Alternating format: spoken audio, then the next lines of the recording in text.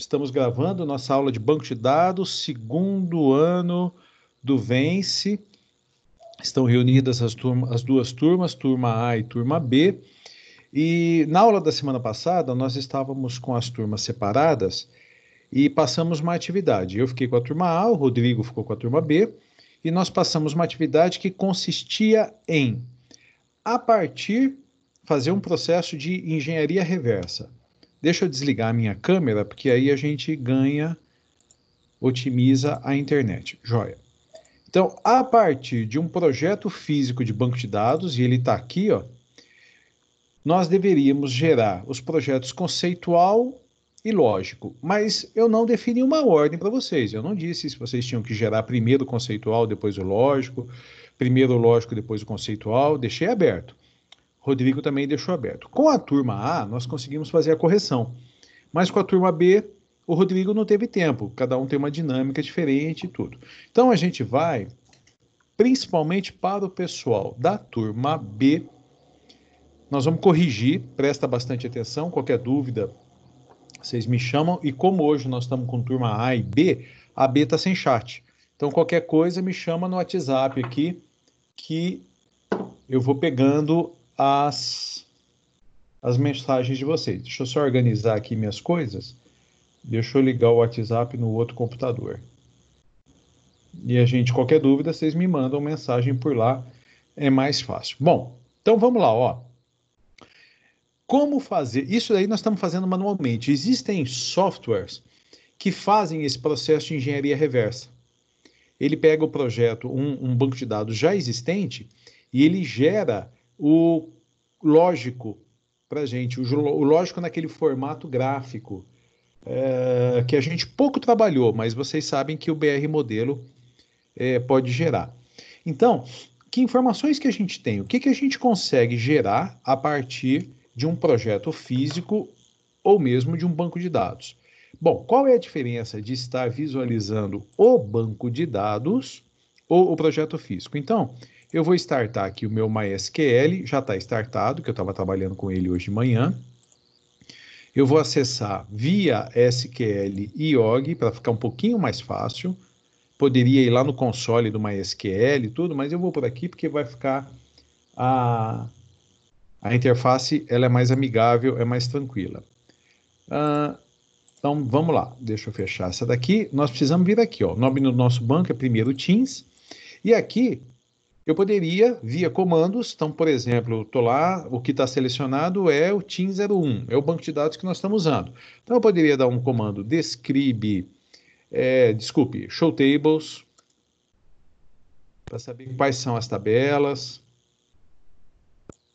Então, temos 4 tabelas, acesso, CPF, tipo de usuário, Depois a gente poderia ir dando describe, cada uma das tabelas. E aí, pelo describe, eu descubro que a tabela acesso é formada por ID acesso, ID usuário, data do acesso e hora do acesso. Utilizando o IOG, o SQL IOG, a gente consegue por aqui também, mas é importante saber isso aqui, importante a gente saber dos comandos, né? E o que eu quero dizer com isso é que, mesmo que eu tivesse passado um backup do banco para vocês, falar, olha, gente, eu vou mandar o backup do que nem eu mandei hoje de manhã via WhatsApp para vocês se prepararem para a aula. Então, mesmo que eu tivesse passado o backup do banco, vocês restaurassem o backup, vocês teriam aqui, nós teríamos essas informações e, na verdade, o que a gente ia ter que compor? Ia ter que compor alguma coisa desse tipo aqui, ó. A gente ia ter que compor o projeto físico ou, pelo menos, o projeto lógico. Então, a partir do projeto físico, aquele em que nós construímos a estrutura do banco de dados, a gente consegue, já de cara, definir o projeto lógico, que é só seguindo, ó, tem uma tabela chamada tipo de usuário, essa tabela tem a chave primária, ID tipo de usuário, tem nome e sigla, tá lá, definido, ó, tá pronto.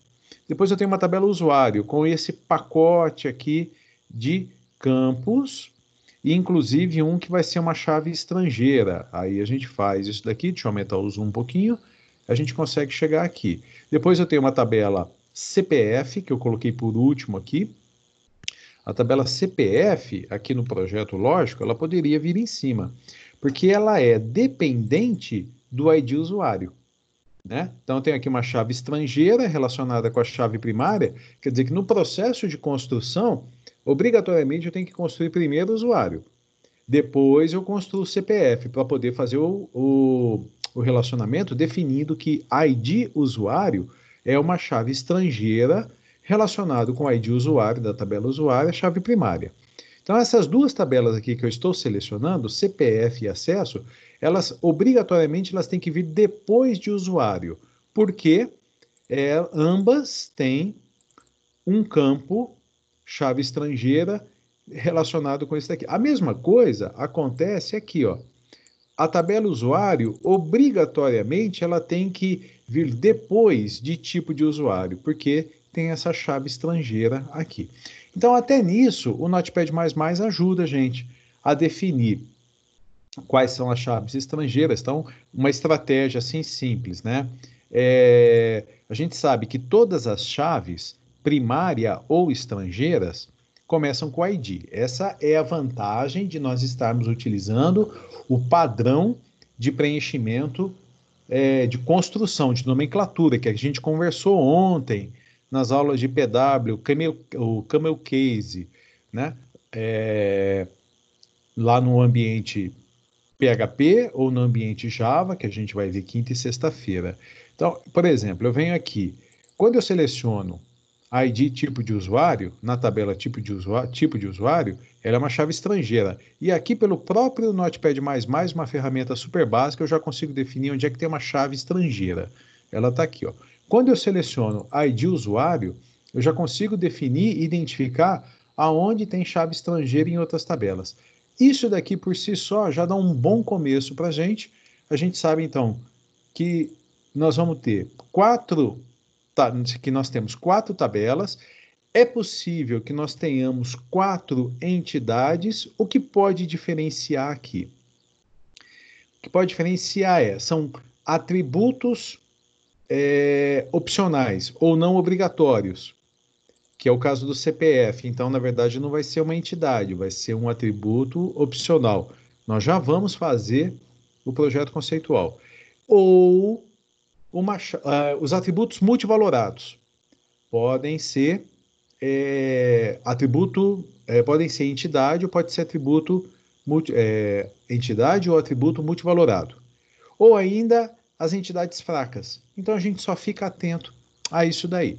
Bom, o que eu quis dizer com tudo isso, resumindo, é que é bastante tranquilo a partir do projeto físico ou mesmo do banco de dados direto, nós conseguirmos elaborar o projeto lógico, tá? Então eu vou dar um Ctrl C aqui, porque eu vou fechar isso, vou dar um clique aqui no salvar, e eu vou abrir o BR modelo e vou abrir o projeto que nós fizemos a semana passada, porque eu me lembro que nós fizemos 2 versões.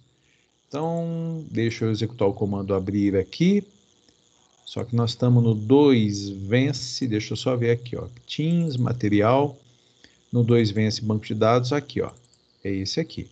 Então, o pessoal que estava comigo na semana passada, nós fizemos essa correção, e eu só vou colocar aqui um comentário, que é o projeto lógico,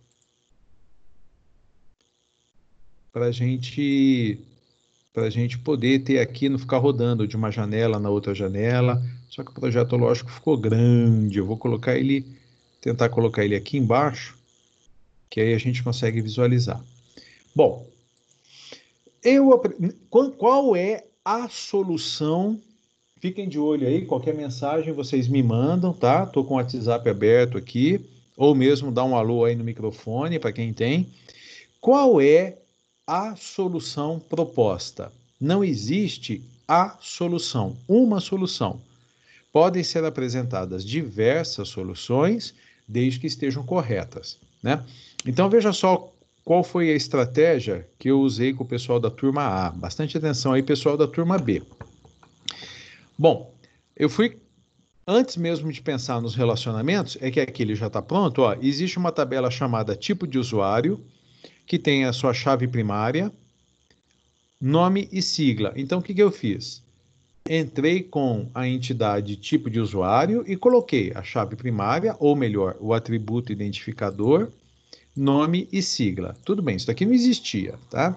Isso não existia, depois a gente faz de novo. Em seguida, eu fui na tabela e criei a entidade usuário e acrescentei todos os campos, com exceção da chave estrangeira. Por quê? No projeto conceitual, nós não destacamos as chaves estrangeiras, só as chaves primárias. Então, eu fiz o seguinte, ó, entrei com a entidade usuário e coloquei todos os atributos. Então, coloquei o atributo usuário. Depois, eu tenho aqui, ó, nome e sigla.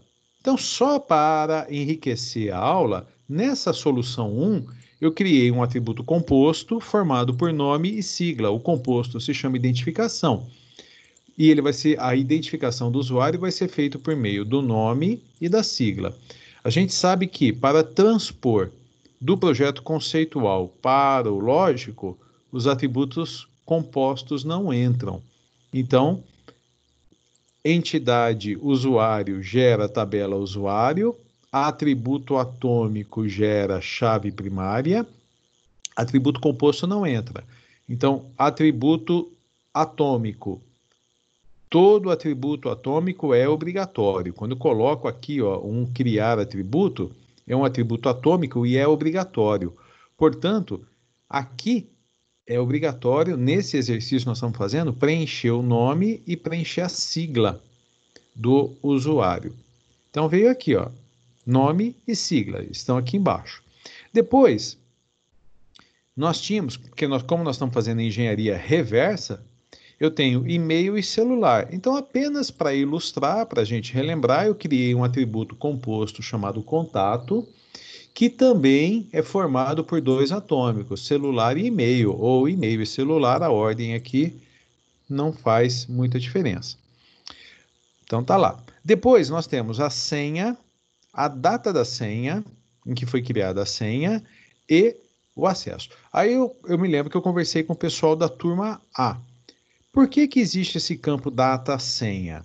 Então, ninguém tinha me perguntado no transcorrer da resolução do exercício, ninguém me perguntou. E a gente tem que saber o que está acontecendo, qual é a história atrás desse banco de dados. A história é o que acontece na empresa. Então, muitas vezes a gente tem que ir em busca de informações, perguntar. Ir lá, pergunta, coleta documentos, tudo. Ninguém tinha me perguntado. Aí eu levantei a questão, algumas pessoas fizeram sugestões, e se a minha memória não falha, eu acho que foi a Laura Périco quem se aproximou da resposta correta, se eu não estou enganado. Né? Então, o que é essa data-senha? É a data em que foi gerada a senha.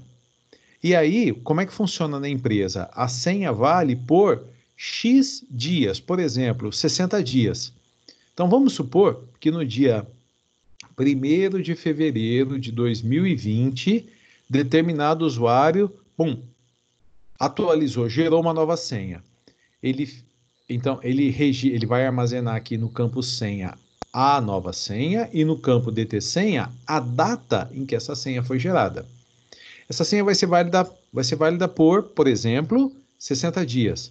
Então, o usuário vai trabalhando no sistema, ele faz login, ele faz login, ele faz login. Todas as vezes que ele faz login, o sistema, ou seja, a aplicação mais banco de dados, verificam se essa senha está dentro do período válido, comparando a data da senha com a data de hoje. Aí vai entrar a lógica de programação. Nós vamos fazer algumas coisas semelhantes a isso em breve.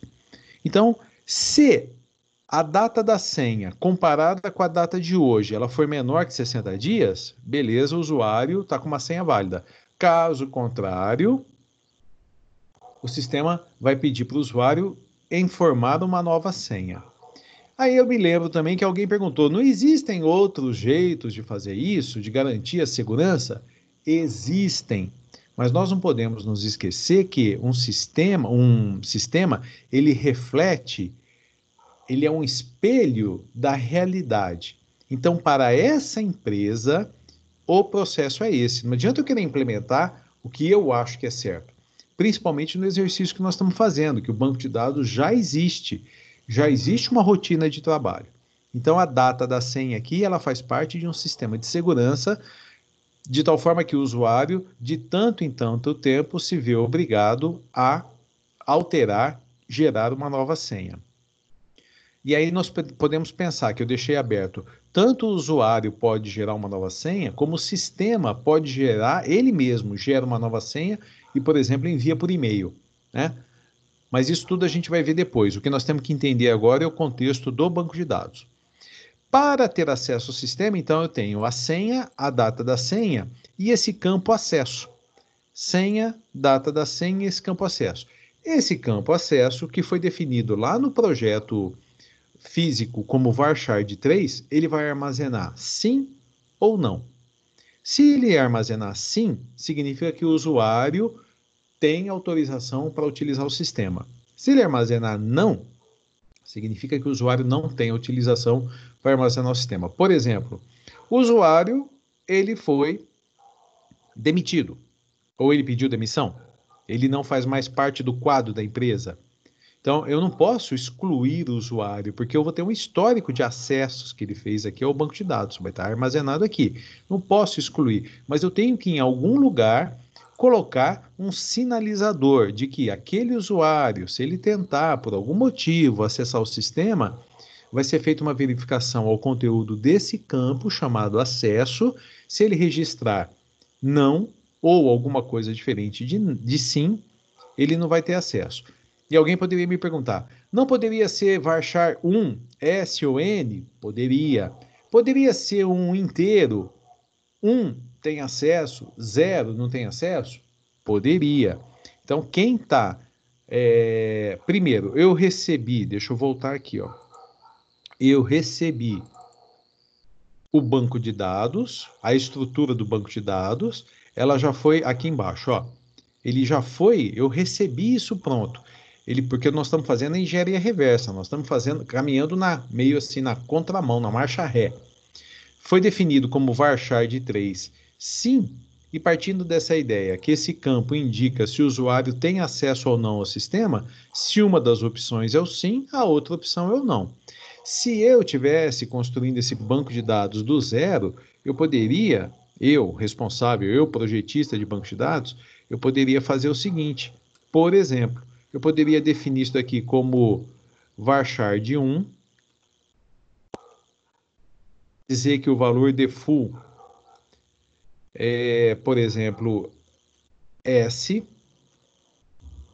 então ele tem acesso, e aí N seria o valor para ele não ter acesso, eu poderia definir isso daqui como inteiro, dando um valor default de 1. 1 tem acesso, e se tiver registrado armazenado 0, ele não tem acesso. Então, novamente, não existe fórmula pronta. Existem variações que nós, projetistas de banco de dados, nós implementamos. Muito bem, e aí, por fim, o campo observações. Né? Então, aqui nós fechamos a tabela, a entidade usuário, e depois eu vim aqui, ó, dei uma analisada. Incluí também, só sem querer me esquecer, o campo CPF. O campo CPF, ele não faz parte, ele tem uma tabela, uma tabela própria dele. Então, o que isso indica? Se eu tenho um CPF do usuário, esse daqui é um atributo opcional, é esse daqui, ó. Só que o BR modelo é uma falha do BR modelo, porque quando a gente coloca um atributo composto, ele tem um identificador aqui. Deixa eu ligar o zoom para poder trabalhar melhor com vocês. Então, aqui, ó. Os atributos, o atributo composto, ele tem um identificador, então ele coloca o asterisco, o BR modelo coloca o asterisco. O atributo, desculpa, identificador não, aqui é um composto, né? O identificador, ele vem preenchido com a bolinha cheia com azul, e o opcional, visualmente, não traz nenhum recurso visual para a gente. Na minha opinião, uma falha do BR modelo. Ele poderia trazer, que ia facilitar muito o nosso trabalho. Mas, quando eu passei isso para vocês, eu exportava tudo isso daqui para a imagem e colocava a letra O aqui de opcional. Eu acho que vocês se lembram das aulas do ano passado. Então, o que, que vai acontecer com um atributo opcional? Atributo opcional gera uma nova tabela, então CPF vai gerar a tabela CPF, ele recebe o seu próprio ID, então tabela CPF, ID CPF, que o Lucas Bastos me avisou que eu tinha errado lá, né? Depois eu avisei o Rodriguinho, ele avisou a turma B. O atributo CPF vem como campo CPF e aí ele recebe a chave estrangeira da tabela de origem. Tudo isso daí já matéria à vista que a gente já tem, já deve estar dominando assim. Como é que são feitas as relações aqui? Ora, um usuário, ele é de um determinado tipo, então um usuário é de um tipo de usuário. Como é que eu sei isso, que o usuário é de um tipo? Por causa da chave estrangeira aqui, ó. Na tabela usuário, eu tenho uma chave estrangeira, ID tipo de usuário. Portanto, o usuário é de um tipo. Agora, para cada tipo, eu posso não ter usuários, mas eu posso ter vários. Então, gerou um relacionamento do tipo 1 para N, a ponta N, o usuário recebe o ID da ponta 1, foi isso que aconteceu. O usuário recebeu ID usuário.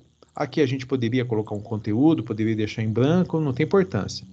Aqui só vai auxiliar. A mesma coisa aqui com relação a acesso. Um usuário faz acessos. Vamos melhorar aqui. Tá. Um usuário pode fazer quantos acessos ao sistema? Ele pode não fazer nenhum, mas pode fazer vários. Tá. Mas cada vez que ele faz um acesso, registra-se a data e a hora. Portanto, vamos supor, no dia 12 de maio de 2020, às 10 horas, o usuário 5 fez o acesso. Cada acesso é feito exclusivamente por um usuário.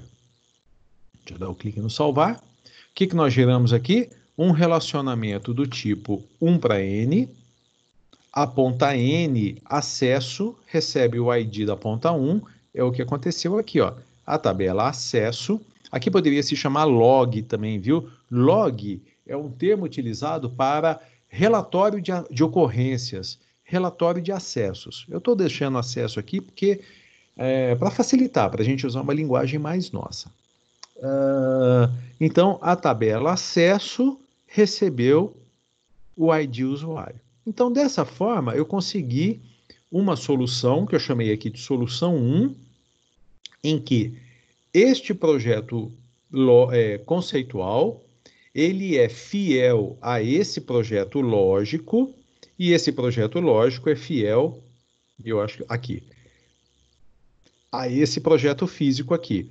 Está tudo alinhado, portanto, está tudo certo. Só para a gente dar sequência, bom, antes de mais nada, vamos voltar aqui. Hoje tem muita gente na sala, nós estamos aqui com 23 alunos na sala, né? O Rodrigo já está aqui com a gente. Aqui, ó, o Rodrigo está aqui com a gente. E vamos fazer diferente. Se alguém tiver alguma dúvida, se manifeste. Eu vou passando aqui, tá? Alguém tem alguma dúvida com relação a isso? Por favor, pode dar um alô aí via microfone, ou se estiver sem microfone, chama a gente aqui no grupo ou na mensagem privada. Vou dar 5 segundinhos para ver se chegou alguma coisa. Rafael deu um tranquilo aqui. Beleza. Então tá joia. Mais alguém está respondendo? Ricardo. Vamos ver o que o Ricardo vai pôr. Tá, tranquilo. Então tá joia. Se tiver tudo tranquilo, não precisa ficar todo mundo dar o tranquilo não, tá? Beleza, lá, Tainá também, tudo certo, tá ótimo. Vamos partir então para a solução 2. Olha, veja só, o que tem de diferente da solução 1 para a solução 2? Formas diferentes de se representar aquele conjunto de dados do levantamento de requisitos. Então, esse projeto lógico aqui, ele pode ser obtido a partir desse projeto conceitual. Qual é, vamos direto para as diferenças, né? O que tem aqui de diferença? Primeiro, eu não coloquei o atributo identificação, eu já fui com nome e sigla, tem algum problema? Nenhum, não tem nenhum, porque esse identificação aqui, ele é apenas um sinalizador no projeto conceitual de que a identificação do usuário é feita por nome e sigla. E aqui eu não coloquei. Então, eu acho que, na minha opinião, quando nós formos fazer um projeto conceitual, eu acho que o caminho melhor é alguma coisa desse tipo aqui, ó. Utilizar projeto, ou melhor dizendo, atributos compostos para que esse relatório gráfico ele nos dê o máximo de informações possível. Veja bem, nós estamos trabalhando com um projeto bem simples, pequenininho, formado por 4 tabelas. Então, vocês imaginem projetos maiores, formados por uma quantidade razoavelmente grande, por exemplo, 20, 30, 40 tabelas. Quanto mais detalhado o projeto conceitual, mais fácil é a interpretação. A gente tem que bater o olho aqui e interpretar o que está acontecendo, tá? Então, diferenças aqui, né? Eu não coloquei o atributo composto identificação e coloquei direto o nome e sigla. Tudo bem.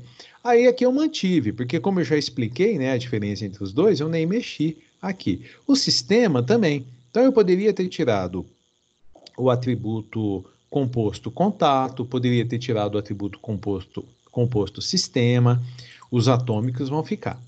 Então, quem tiver com caderno aí à mão, faz uma anotação em verde piscante com borda recheada, fosforescente, vermelha e de chocolate. Atributos atômicos são obrigatórios.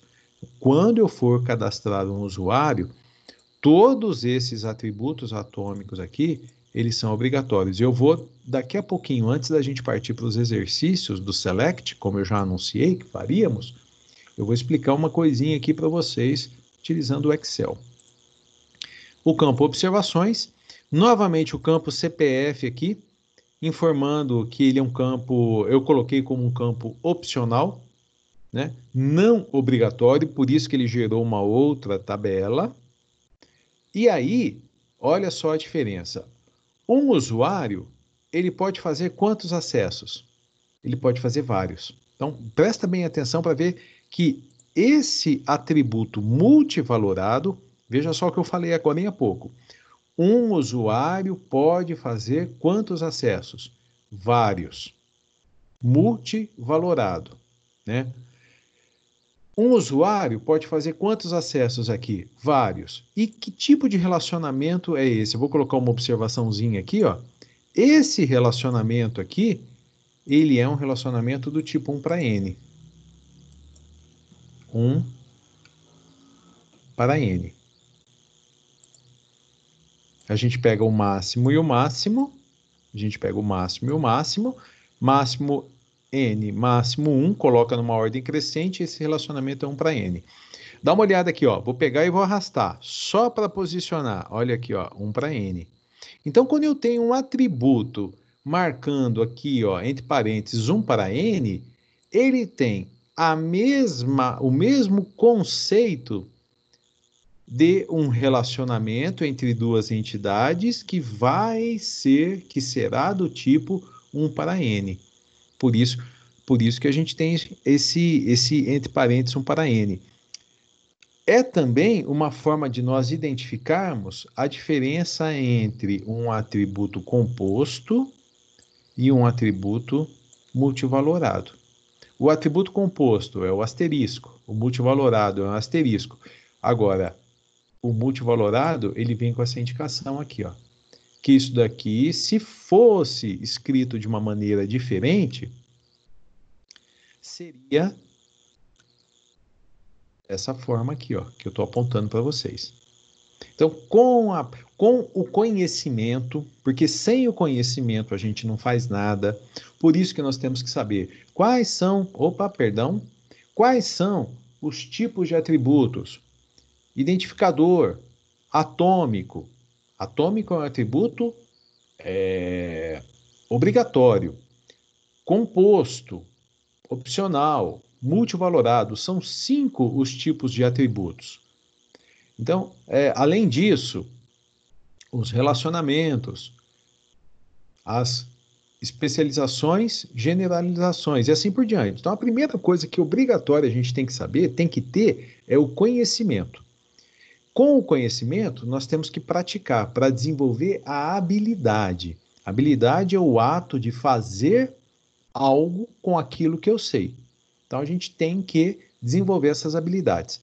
Essa representação aqui, se nós pegarmos o roteiro que o Guilherme tinha digitado e tinha me passado, e eu compartilhei com vocês o mesmo arquivo que ele me mandou no grupo a semana passada.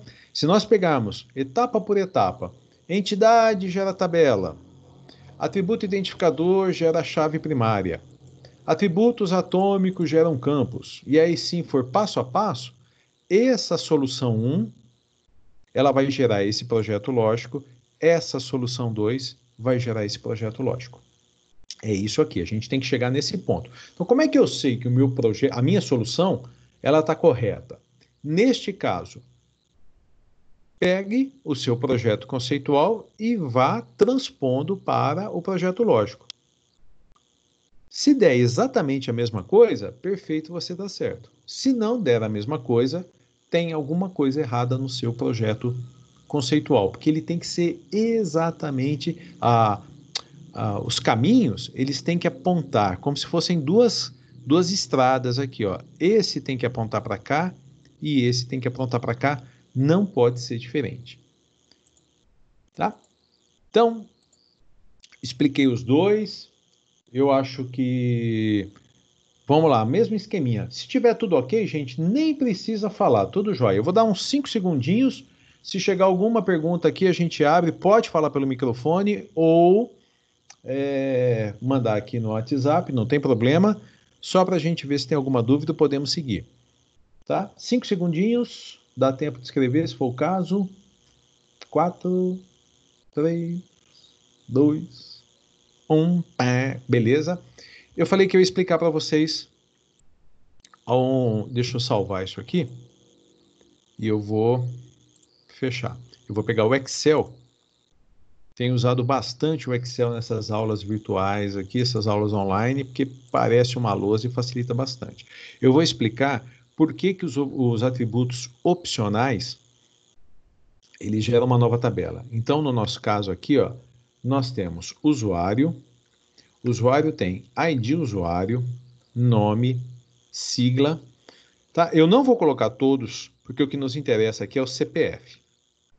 E aqui, por exemplo, vai ter o ID tipo de usuário. Tá. Deixa eu só dar uma formatadinha básica nisso, para a gente ter vou colocar aqui um 15. Vou dizer que tudo isso daqui vai estar centralizado, centralizado. Tá. Bom, aqui chave primária e aqui chave estrangeira. Isso aí. Estamos, assim, carequíssimas de saber isso aqui. Bom, vamos supor que o campo CPF, que eu vou destacar esse campo, vou deixar ele em vermelho, indicando, ó, o CPF não é obrigatório. Então, o que poderia acontecer? O nome é obrigatório, José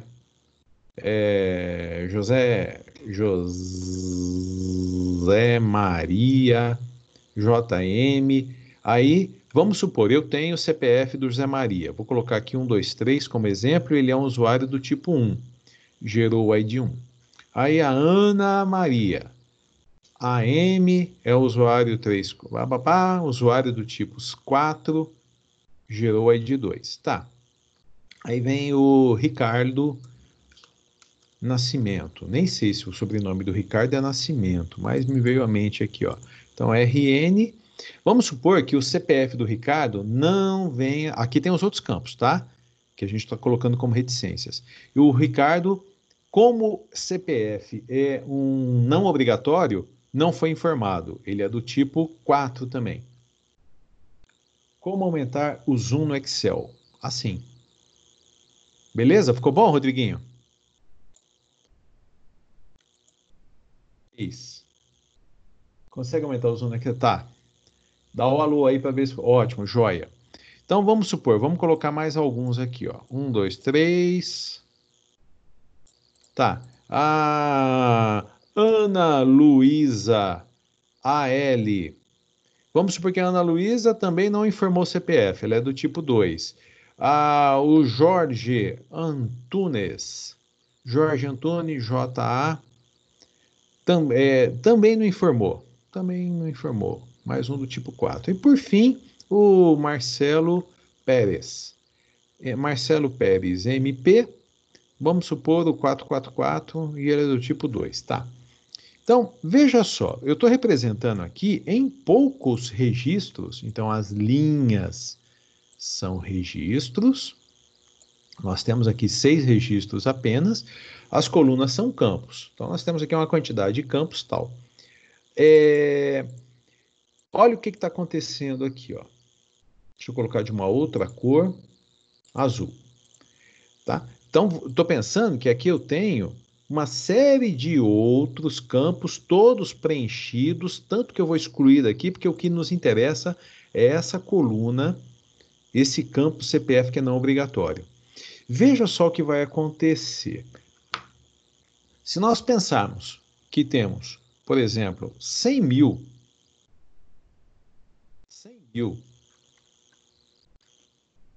clientes, 100 mil pessoas, é possível? É possível que nós tenhamos, 100 mil é muita coisa. Imagina o Mercado Livre. Quantas pessoas será que estão cadastradas no Mercado Livre, nesse site de compra online? Né? Quantos alunos será que estão cadastrados nessas Wagner, o 4 você falou que era pessoas que não falaram CPF, né? Eu não entendi a pergunta. O 4 você tinha falado que era o quê? No tipo de usuários? Não sei, eu não tô levando em consideração. Eu sei que se eu for na tabela tipo de usuário, tem que ter o 4 cadastrado lá. Ah, tá. Isso não vai modificar aqui a nossa apresentação, tá? Então, imagine o seguinte, ó, se eu tiver 100 mil usuários, é possível? É possível e até mais, viu? E até mais. Como eu dei exemplo assim, ó, imagina o Mercado Livre, quantidade de gente que tem, de clientes que tem no Mercado Livre, que tem nas lojas virtuais, num banco, por exemplo, né? Então, os bancos de dados, eles têm uma quantidade muito, muito grande de registros. Das grandes empresas têm quantidades muito, muito grandes de registros. Então, o que vai acontecer aqui? Não está errado fazer isso, colocar o CPF e permitir que o CPF fique em branco, que permitir, por exemplo, que isso dependendo da empresa, se não for um dado fundamental para a empresa trabalhar, né? Não é que está absolutamente errado, mas uma boa prática é nós não deixarmos campos em branco, com conteúdo em branco. Nós criarmos o banco de dados de tal forma que ele fique enxuto, sem. Imagina isso aqui como uma prateleira do supermercado. E aí a gente deixa partes da prateleira vazias? Não, o ideal é colocar a prateleira completamente cheia. É mais ou menos a mesma história. Então, como é que a gente resolve essa situação? A gente resolve criando uma tabela chamada CPF para um campo não obrigatório. Aqui vai ter o ID CPF, o CPF e o ID usuário. Então, quais são os usuários que vão ter CPF? Nesse exemplo que eu estou dando, o 1, o 2 e o 6. Então, o usuário 1 vai ter CPF, o 2 vai ter CPF, o 6 vai ter CPF. Esse daqui, ó, vem para cá, esse conteúdo. Esse conteúdo aqui vem para cá e esse conteúdo aqui vem para cá. Aqui vai gerar os IDs 1, 2, 3.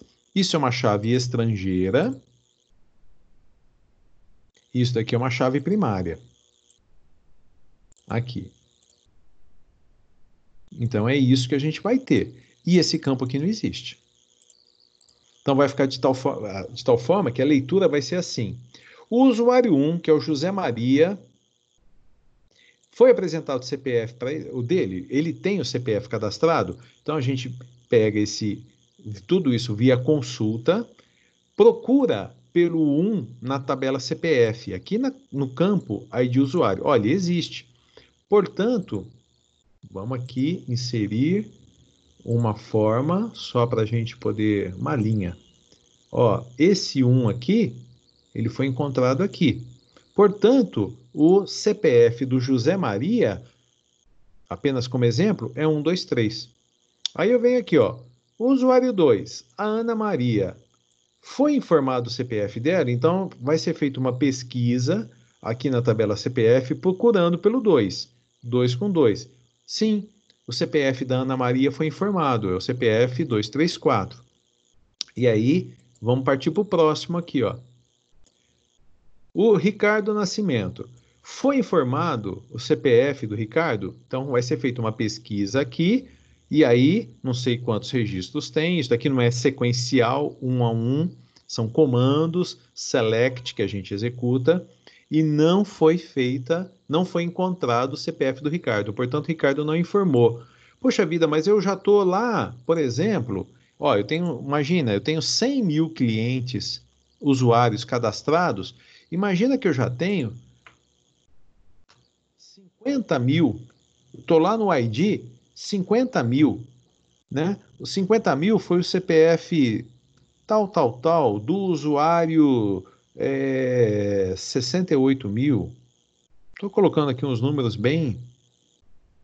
Eu posso voltar agora e cadastrar o CPF do Ricardo? Posso.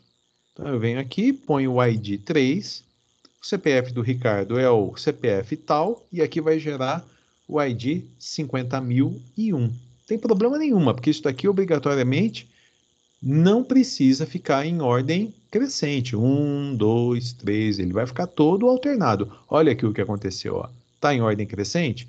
A chave estrangeira não fica bonitinha. Aqui sim, ó. Isso é crescente, chave primária. Isso é crescente, chave primária. A chave estrangeira não. Ela vai ficar toda salteada, porque ela sempre está usando, aqui fica mais fácil de explicar. Ela sempre está usando um ID já existente. O ID usuário da tabela CPF é um ID já existente lá. Tá? Então é por isso que a gente é obrigatório? Não. Campos, melhor dizendo, atributos opcionais são obrigatórios? Obrigatório utilizar essa estratégia que eu ensinei para vocês? Não. A maioria das pessoas usa? Não sei.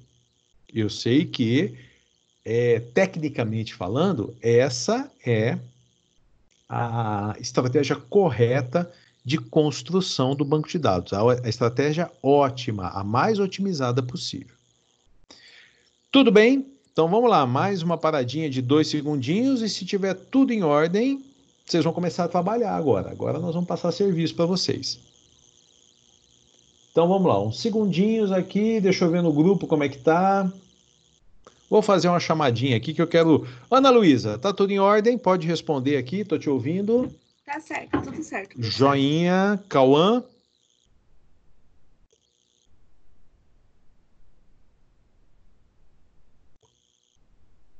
Cauã.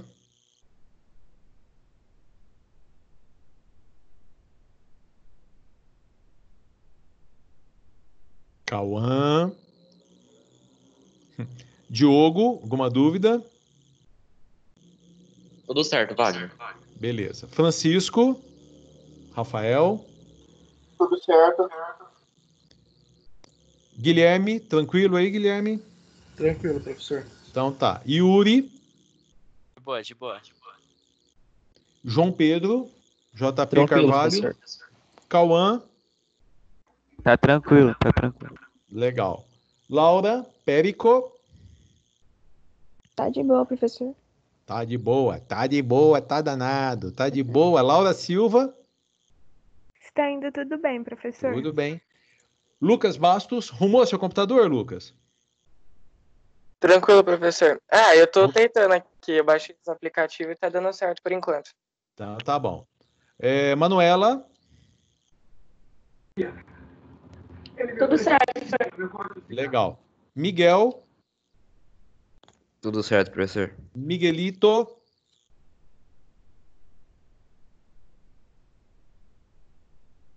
O Cauã e o Miguelito estão conversando lá na calçada.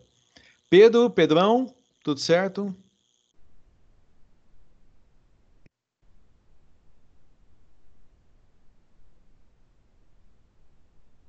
Quem que escreveu aqui?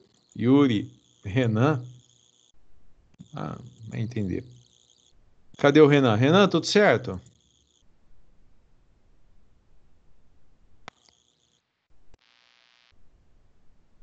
Não tá dando para te ouvir. Renan, você tá ligando o microfone, mas o som não tá chegando, tá? Ricardo, tudo em ordem? Tudo certo. Ok. Sara? A Sara nunca fala, ela sempre manda mensagem lá no chat, já tô até com ele aberto aqui. Sara?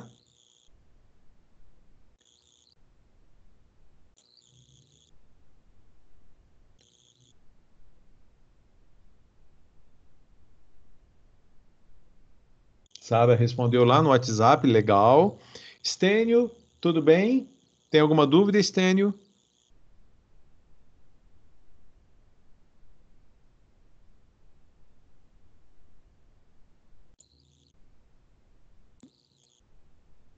Também não deu sinal. Tudo ok, respondeu, tá certo. Tainá? Ó, Vitor? Ele pediu pra eu falar que tá tranquilo. E por onde você está falando com o Vitor? Ele manda aqui no Teams, ele não tem WhatsApp nem microfone, aí não E tem por como que ele que ele falar. não põe aqui no chat do grupo? É porque ele é da Só turma B. Ah, tá, perfeito, valeu. Tem razão. E o Vitão, tudo em ordem?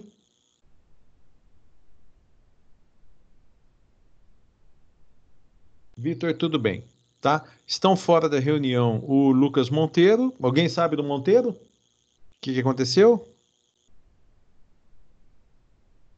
E o Yuri, a Samira, né, que está com problema de acesso, e o Yuri. E aqui o pessoal que não deu. Bom, que não deu sinal de vida. Gente, então vamos lá, ó. Eu passei para vocês duas formas de acesso para vocês treinarem consultas. Nós vamos agora começar com consultas, tá? E uma eu mandei o backup para vocês poderem restaurar e mandei os dados de acesso para o banco de dados que eu coloquei no disco virtual. Deixa eu só fechar aqui. Aqui, ó. Esses dados de acesso, tá aqui, o meu já está tudo prontinho. Os dois bancos de dados são idênticos. Eu peguei e fiz uma cópia. Eu montei um e fiz uma cópia. Eu vou dar só o pontapé inicial e aí o que nós vamos fazer? O Rodrigo preparou uma série de consultas que nós vamos passar para vocês. E a ideia é que vocês aí executem, construam essas consultas. E aí eu vou dizer como é que vocês vão fazer para poder entregar, ficar com essas atividades. Então, vocês vão precisar do Notepad++ aberto aí, já lá na linguagem SQL, sempre utilizando o TF8, tá? E aí dá um clique no salvar o nome tarefa 1, alguma coisa. O nome para mim é pouco significativo. Então, relembrando assim, ó, os comandos MySQL são divididos em três grandes, na verdade são 5, mas nós estamos estudando três grandes categorias. São os DML, os DDL, os DML e o DQL. Isso aqui a gente já deve saber de cor e salteado, a linguagem de definição de dados, formada pelos comandos create, alter e drop. Depois vem a linguagem de manipulação de dados,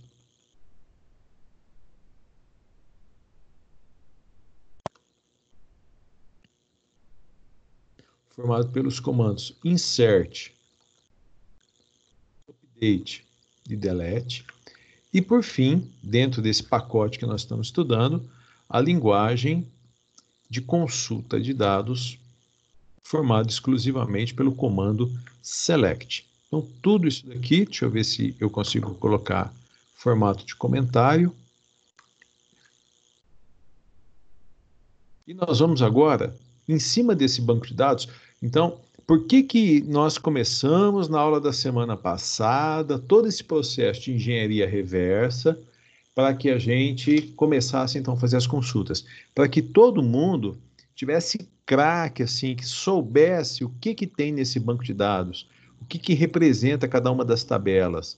Então, a tabela tipo de usuário, ela traz diversos tipos de usuário, né? Cada usuário está enquadrado num tipo de usuário, cada usuário pode ter o seu CPF e cada usuário pode fazer nenhum ou vários acessos. E aí a gente tem o projeto conceitual à mão, o projeto lógico à mão, para poder fazer as consultas. As consultas, o comando select, ele tem uma estrutura básica. Eu vou colocar assim. Então, obrigatoriamente, o select tem que ser formado por um select from, né? O que a gente põe aqui, ó? Uma lista de campos.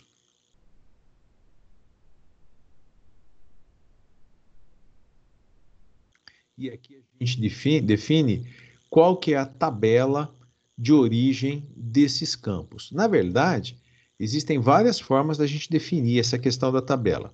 Mas o que nós podemos colocar opcional? O opcional não é bem assim, quero colocar ou não quero colocar. Opcional significa essas cláusulas do comando. Pode ser que elas sejam utilizadas, pode ser que elas não sejam, né? Então, não é opcional no sentido eu quero, eu não quero. Ó, é necessário e não é necessário. Então, aqui nós vamos ter os inner join, que a gente já aprendeu, mas hoje faz parte. Join. A gente viu pouquinho, mas a gente vai retomar agora. Os left join e os right join. Além disso, where, order by e grupo by. Tá? Então, o comando select, ele vai ser formado obrigatoriamente por um select from, desde que a gente esteja trabalhando com banco de dados, e tudo que a gente coloca entre colchetes assim, significa que é o tal do opcional, mas não o opcional a livre escolha. Pode ser necessário, pode não ser necessário. Eu vou colocar isso aqui dentro dos colchetes, para ficar aqui do colchete, não, dentro do comentário, para a gente poder seguir. Por que eu estou dizendo que o select from? Porque select significa apresente. Então, por exemplo, apresente Wagner. E aí, ao executar essa consulta, ele vem aqui e apresenta Wagner. Apresente, né? Wagner, e numa segunda coluna, Fernandes. Então, ele apresenta o que eu estou pedindo para que seja apresentado. Eu posso pedir também, posso começar a usar funções. A gente agora vai trabalhar com intensidade, com funções.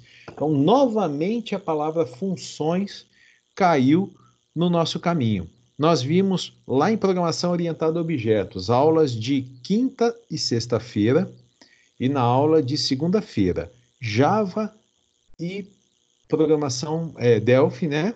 E programação para web, PHP. Métodos.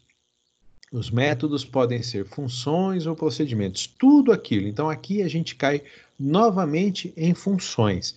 Funções que são nativas do MySQL. Current date.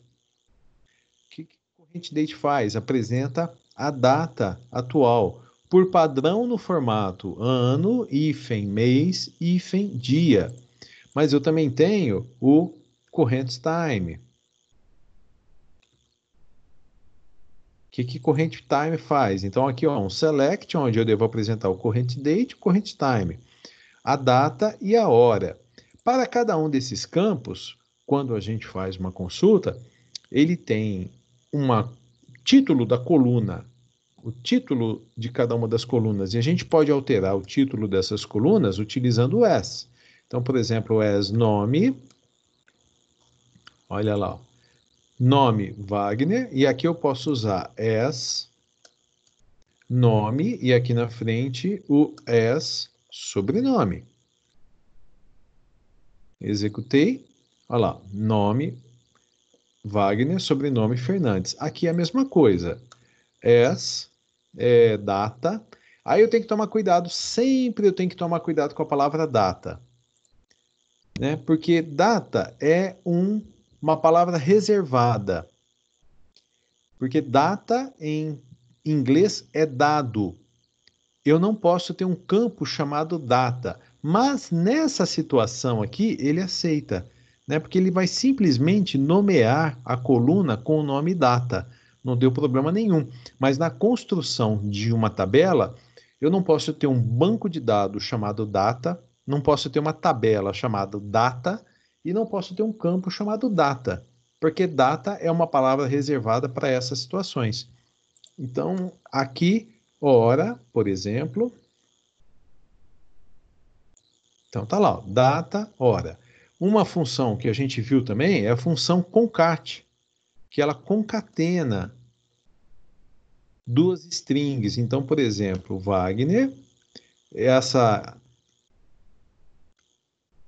concatenação, ela é feita, os argumentos da função, eles são separados por vírgula.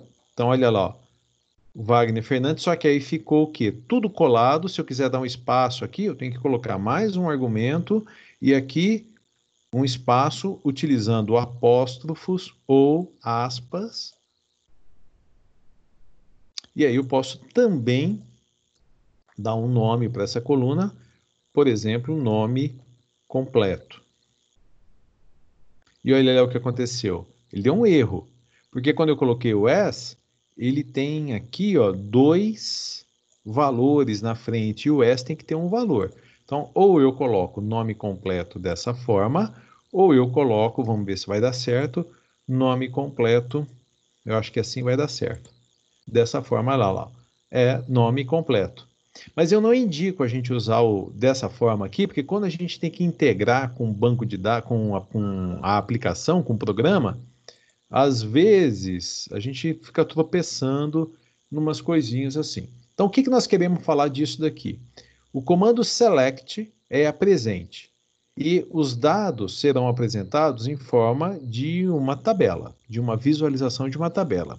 Cada coluna vai ter um campo, vai ter um título, melhor dizendo.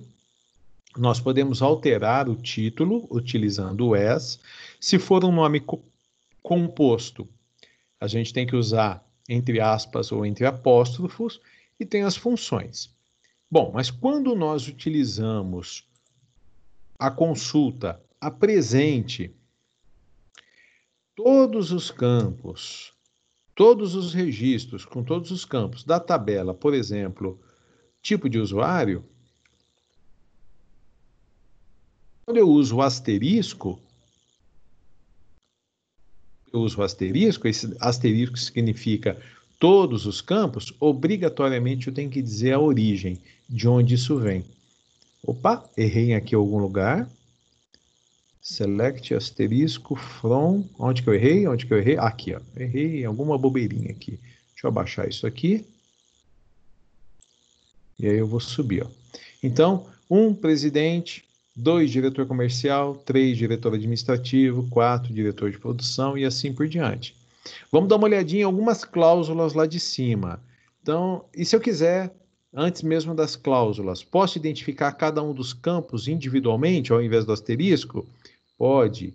Select ID tipo de usuário, vírgula, nome, vírgula, sigla, from, usuário. Lembrando sempre que nós podemos estar no ambiente case sensitive, então tabelas caixa baixa, nome dos campos totalmente caixa alta.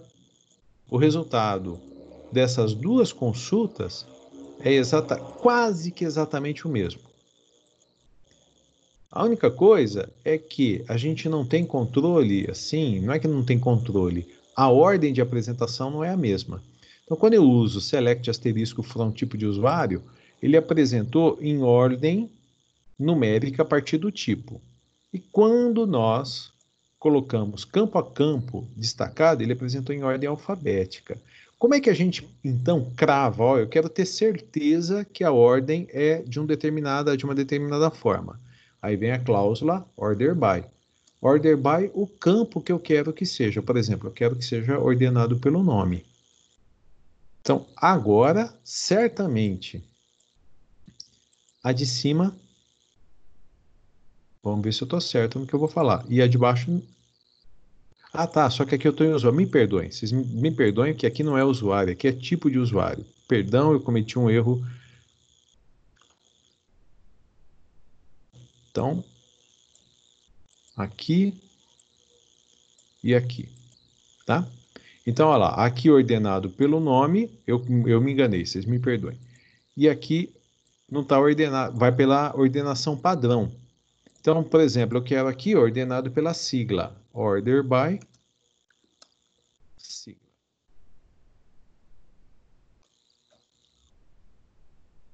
Então, tá lá. Tá? Opa. Bom, só para a gente caminhar mais um pouquinho, além do order by, que a gente vai apresentar hoje, nós vamos pensar aqui no select, utilizando o where. E como o comando vai se estender um pouquinho, eu vou utilizar o comando em várias linhas. Então, ao invés de pegar aqui, eu vou colocar assim, ó, select. Não tem problema nenhum, porque o comando vai ser finalizado lá no ponto e vírgula, então eu posso fazer assim.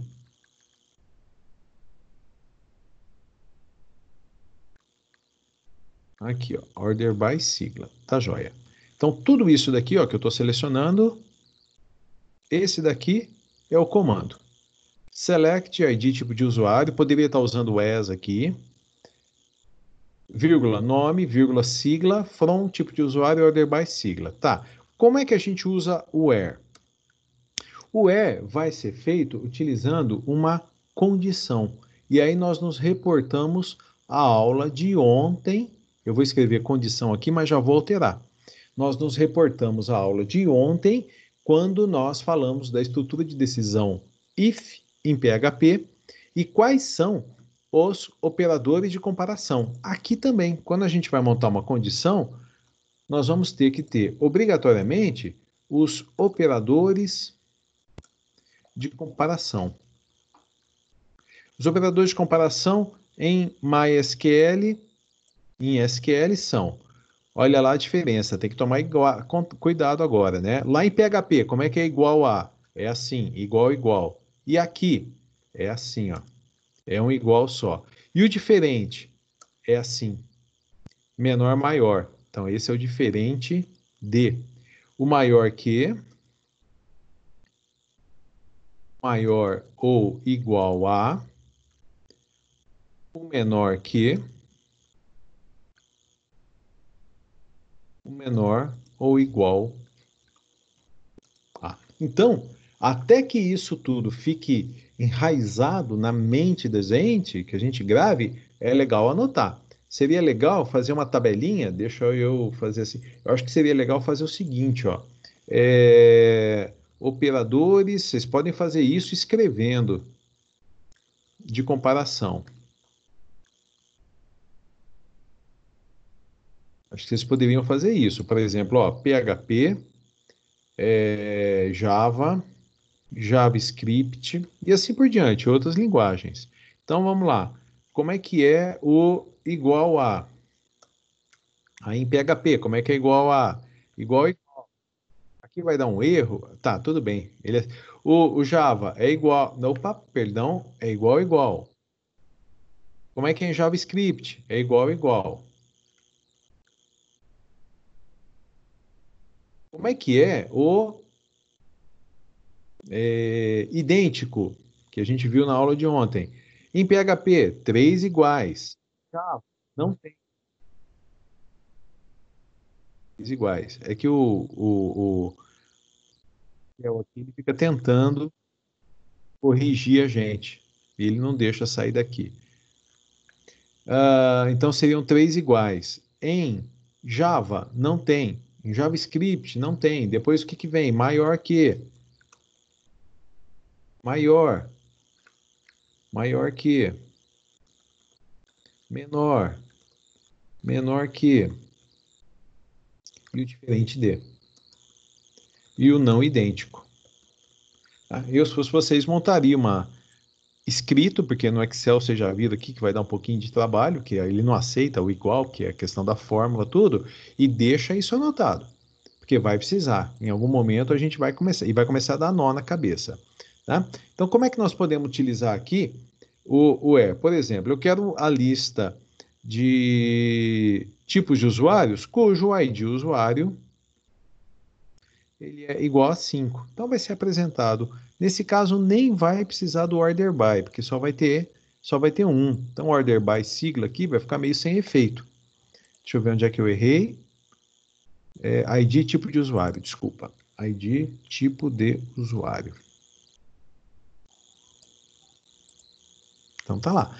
E se nós quisermos duas condições, por exemplo, o 5 e o 10, que nós vimos ontem, operadores lógicos ou concatenadores lógicos, ID tipo de usuário, igual a 10. Então ele vai apresentar o 5 e o 10. Aqui vai ser vazia a consulta. Não vai dar nada, porque não existe nenhum registro que o ID é 5 e o ID é 10 ao mesmo tempo. Agora, se nós trocarmos aqui pelo WOW, aí vai dar resultado. Eu tenho aqui apresentados o 5 e o 10, e apresentados em ordem de sigla. Tá? Então, essas são o pontapé inicial do que a gente vai fazer. Então, qual que é a ideia agora? Vocês vão acessar o banco de dados que eu passei para vocês. Vocês podem acessar o local, vocês podem acessar nas nuvens. A única coisa que, se for nas nuvens, eu gostaria que vocês não alterassem os registros. Nada de dar insert, nada de dar update, nada de dar delete, para a gente poder comparar os resultados, tá? Então, o que nós vamos fazer agora? A conexão nas nuvens deu... Ah lá, já voltou. Vocês podem acessar tanto um como o outro, e aí nós vamos meio que assim encerrar a gravação desse momento da aula, e aí nós vamos passar a primeira consulta. E aí todo mundo vai fazer e vocês vão me dando o feedback. Aí nós vamos fazer a segunda consulta. Aí nós vamos fazer a terceira. Nós temos uma lista de consultas, tá? E eu quero ver onde é que nós vamos chegar. Tá tudo bem? Entenderam? Fizeram uma breve revisão? Aquele material que nós temos, que vocês têm o link e tudo, pode utilizar, pode fazer, e eu vou disparando, então, as consultas para vocês fazerem os exercícios. Nós vamos bem passo a passo, começar com uma de cada vez, tirando dúvidas, tudo, e depois a gente passa uma sequência para que vocês façam. Só para fechar, à medida que você voltar aqui, ó, elaborou uma consulta, por exemplo, dá um copiar, joga lá no teu arquivo, vai salvando tudo num arquivo do tipo SQL, para que deixar tudo salvo, tudo prontinho, depois isso daí vai ser encaminhado como tarefa, tá? Como a gente sempre faz, é o esqueminha de trabalho de sempre da gente. Então vamos lá, eu vou parar aqui de compartilhar minha tela, vou encerrar a gravação também, porque a partir de agora a gente entra em exercícios, né? E eu vou passar a primeira consulta para vocês. Então tá jóia, vamos lá.